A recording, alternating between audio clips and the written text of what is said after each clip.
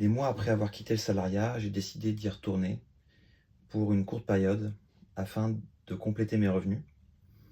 Et le fait de faire cette démarche m'a rappelé énormément de choses qui font que, une fois qu'on y est retourné, il est très compliqué d'en sortir. Et ce, pour plusieurs raisons. Déjà, premièrement, le temps qui est consacré. On a beau parler de contrat de 35 heures, il faut prendre en compte tout le temps autour qui est consacré, et notamment le temps de transport, qui peut être relativement conséquent pour la majorité des gens.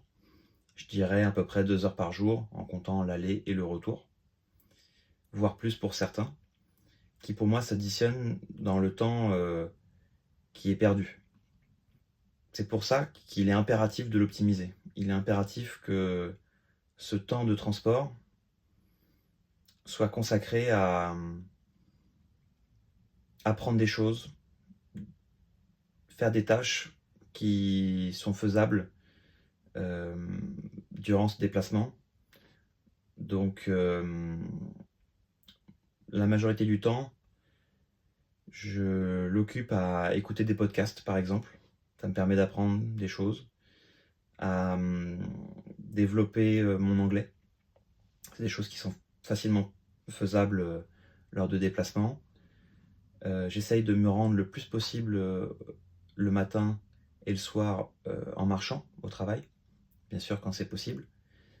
Ça permet de à la fois m'y rendre et à la fois faire une activité physique et casser la sédentarité. Mais il est également impératif d'optimiser le temps de cerveau que l'on consacre à notre travail. Je vais m'expliquer. Dans la majorité des boulots, il nous arrive d'avoir extrêmement de mal à nous déconnecter de celui-ci et de passer plusieurs minutes, plusieurs heures à encore y réfléchir une fois la journée terminée. Et ça, malheureusement, il n'y a aucune solution. Il est impératif de s'autodiscipliner pour s'empêcher d'y penser en dehors.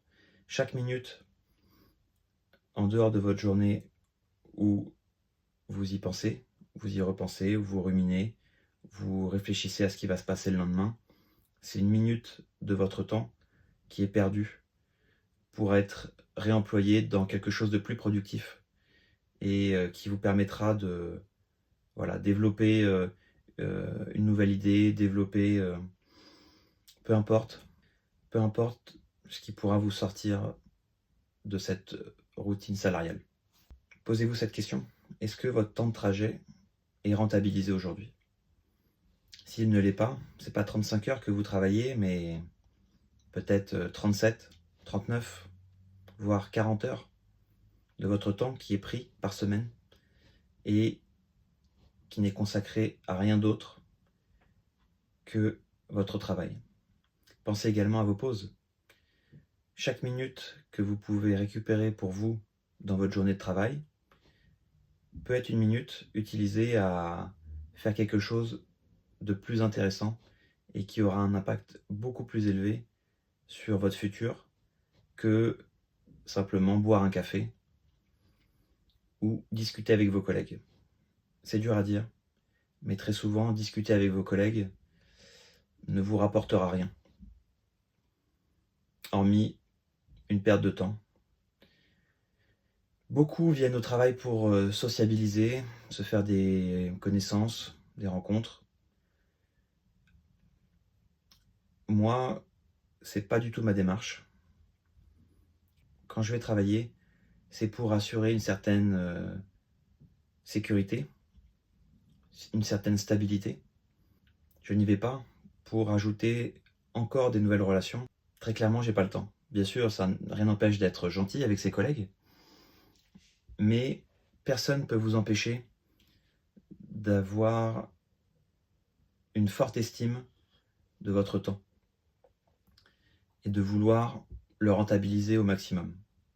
Posez-vous la question, est-ce que le midi, vous avez du temps seul, libre, pour réfléchir, autre que devant votre assiette ou à discuter d'actualité avec vos collègues, vous enlevant encore un peu plus de temps pour vous, tout simplement. Il faut dire que les entreprises sont extrêmement fortes pour ça, à créer une culture d'entreprise où chacun se sent inclus dans un groupe et avec une volonté de se surpasser dans le but de l'entreprise. Sauf que tous ces efforts ne vont pas dans votre sens, mais dans le sens de votre entreprise,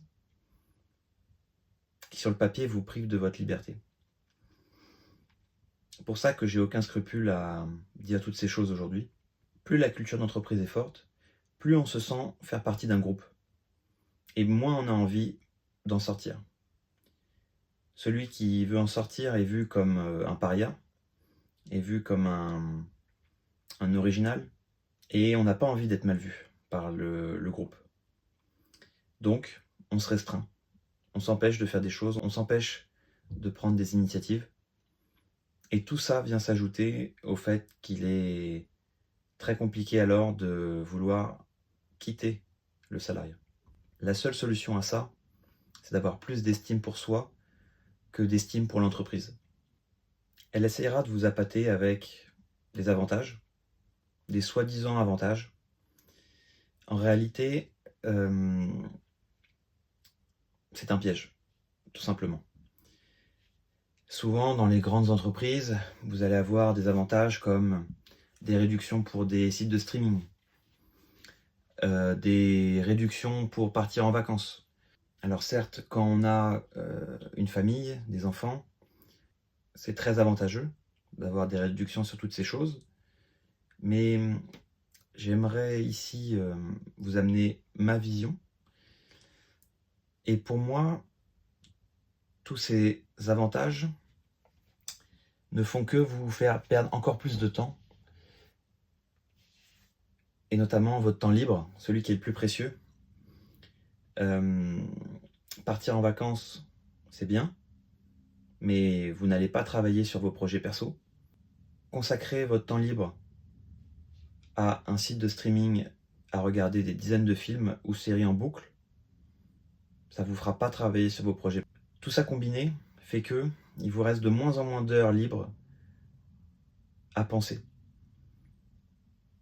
Pensez pour votre futur, pensez à améliorer votre vie. Donc c'est un choix. Voilà, une fois qu'on y est, il faut faire le choix inverse de tout ça. Il faut garder en tête tous ces pièges, tout ce que je vous ai raconté dans cette vidéo. Pensez-y et gardez en tête votre principal objectif, qui n'est pas l'entreprise, mais vous. Comment allez-vous vous développer? Comment allez-vous apprendre de nouvelles choses? Comment allez-vous vous améliorer sur tous ces sujets qui vous font rêver? Plutôt que de réfléchir de quel sujet allez-vous parler à la machine à café, ou encore écouter de la musique dans les transports en commun ou dans votre voiture, sans rien apprendre d'autre. Tous ces petits détails peuvent paraître anecdotiques, mais j'en suis sûr, feront la différence sur le long terme. N'hésite pas à me dire ce que tu as pensé de cette vidéo en commentaire, et on se dit à la semaine prochaine pour une prochaine vidéo.